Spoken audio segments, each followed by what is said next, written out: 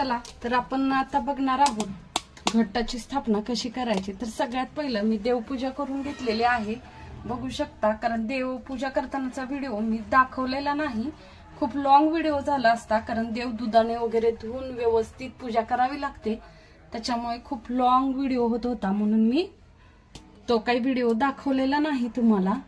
तर आता आपण घटस्थापना करणार आहोत। तर सगळ्यात पहिलं आपल्याकडे दीपपूजन केलं जातं। तर आपण नवरात्रात अखंड दिवा लावून ठेवतो, तर अखंड दिवा लावायचा आहे आपल्याला। पण सगळ्यात पहिलं मी देवघरात छोटासा दिवा लावून घेते, अखंड दिवा। मग आपण ज्यावेळेस पूजा वगैरे करतो त्यावेळेस मधोमध येतो, त्याच्यामुळं मी अखंड दिवा जो आहे तो नंतर लावणार आहे।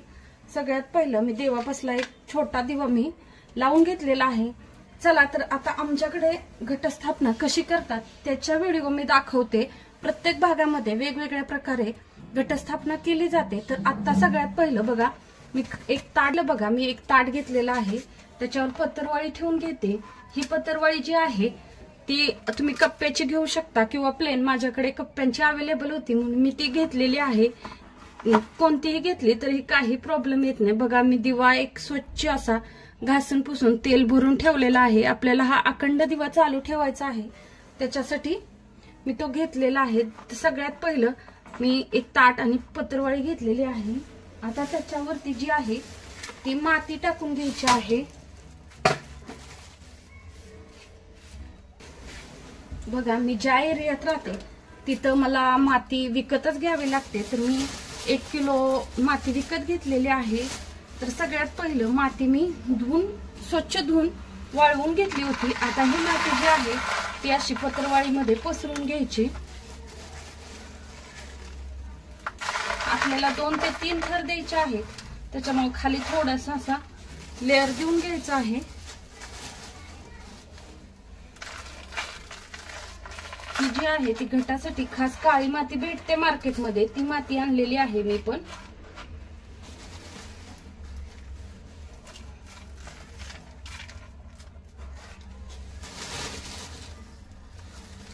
चला तर हा जो आहे तो आपण सगळ्यात पहिला एक लेअर देऊन घेतलेला आहे। माती लागली पाहिजे अशा हिशोबात माती टाकून घ्यायची आहे। तुम्ही पण सगळीकडे माती पसरली पाहिजे त्या हिशोबात माती टाकून घ्यायची आहे। बघा आपल्याला पूजा करताना जे साहित्य लागतं ते मी एका ताटामध्ये काढून घेतलेलं आहे, तुम्हाला दाखवते। सगळ्यात पहिलं धान्य लागतं, तर मी त्याच्यामध्ये हरभरा, ज्वारी, जवस आणि गहू हे 4 धान्य माझ्याकडे होते ते घेतले। आणि मार्केटमध्ये पॉकेट भेटतं सगळ्या सातू आणि धान्याचं मिळून, ते एक पॉकेट घेतलेलं आहे तुम्ही। नंतर आपल्याला दोरा लागतो, पानं लागतात, विड्याचं साहित्य लागतं, खोबरं, हळकुंड, सुपारी, बदाम। तर आता आपण काय करणार आहोत, हे जे धान्य आहे ते ह्याच्यामध्ये पसरून घ्यायचं आहे। पूर्ण कडकडनी धान्य पसरायचं आहे।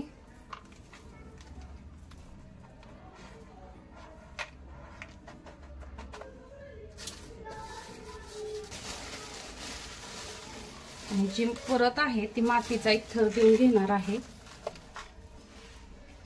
सगळ्यात पहिलं तर मी आणखी थोडंसं धान्य टाकून घेणार आहे। आता सर्व धान्य मी एकत्र करून घेते।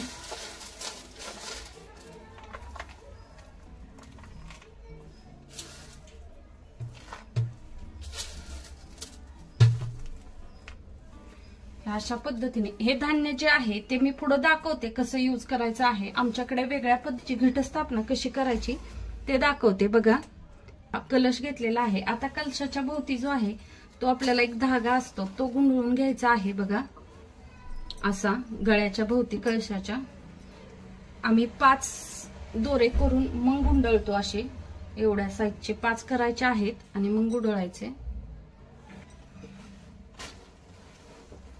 हे पहा, हे इथं असं पॅक करून घ्यायचंय, गाठ मारून घ्यायची आहे।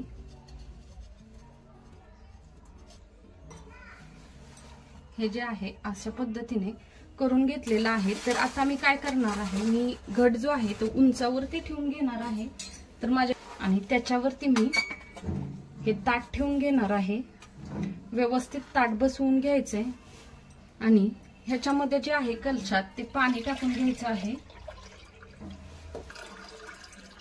हे बघा पूर्ण असा कलश भरून मी पाणी टाकून घेतलं। त्याच पद्धतीने खाली जे आपण धान्य आणि माती टाकलेली आहे त्याच्यावरती पाणी शिंपडून घ्यायचं आहे अशा पद्धतीने।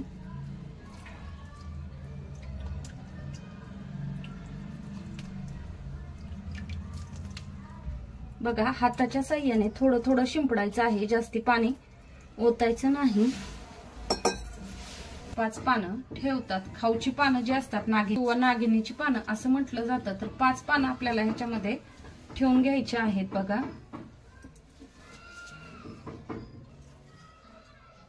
हे बघा अशी 5 पानं ठेवलेली आहेत।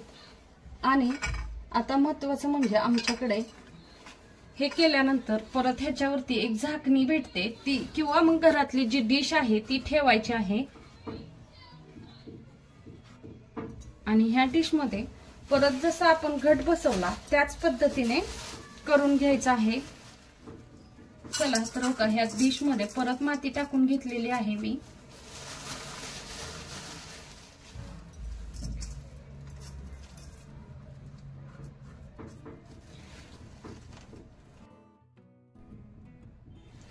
ह्याच्यावरती जे आहे ते परत धान्य टाकून घ्यायचं आहे। बघा मी पूर्ण धान्य टाकून घेते आणि मग हे धान्य टाकून घ्यायचं आहे। आता हे राहिलेलं धान्य होतं ते पूर्ण मी ह्या घाटावरती परत पसरून घेते खालच्या साईडला। खाली धान्य टाकले त्याच्यावरती थोडीशी माती टाकून घेते। तर आपण जे हे वरती घट बसवलेला आहे त्याच्यावरतीही मी पाणी टाकून घेते आणि पानावरती पण थोडंसं पाणी टाकून घेते। बघा पानं पण म्हणजे हिरवीगार अशी टवटवीत राहतातच, खाली पाणी असतं त्याच्यामुळं। आणि परत थोडंसं पाणी टाकायचं आहे।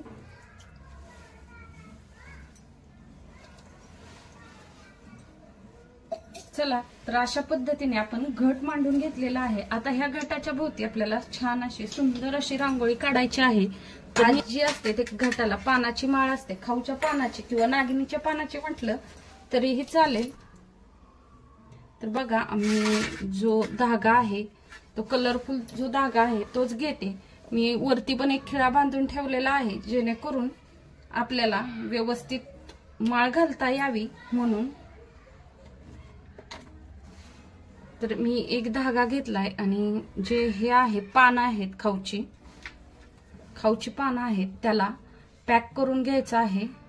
गाठ मारून घेतली तरीही चालते। हे बघा अशा पद्धतीने माळ करायची आहे आपल्याला पानाची। थोड्या थोड्या अंतरावरती केली तरीही चालेल, जसं की आपल्या घरात केवढं अंतर आहे त्याप्रमाणे पानं लागतात। पण 7 किंवा 5 पानं अशी पानं माळेमध्ये ठेवायचे आहेत किंवा 9। तर सगळ्यात पहिलं जे आहे तो आपण अखंड दिवा जो बनवलेला आहे तो लावून घ्यायचा आहे।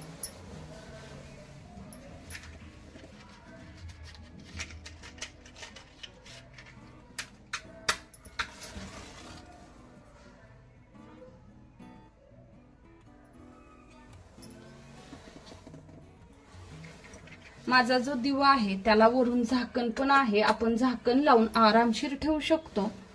अशा पद्धतीचा हा दिवा आहे जेणेकरून व्यवस्थित राहतो, अखंड। वारा वगैरे लागलं तर तो विझत नाही, त्याच्यासाठी मी खास असा दिवा घेतलेला आहे।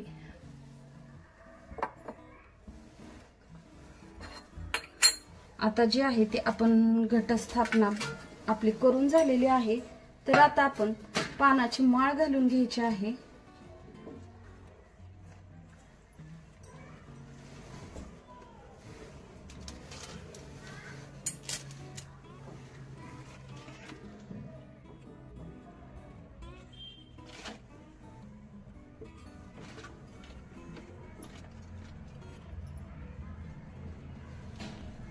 हे बघा ही जी माळ आहे ती अशी घटावरती सोडून घ्यायची आहे। चला तर आपली घटस्थापना पूर्ण झालेली आहे। आता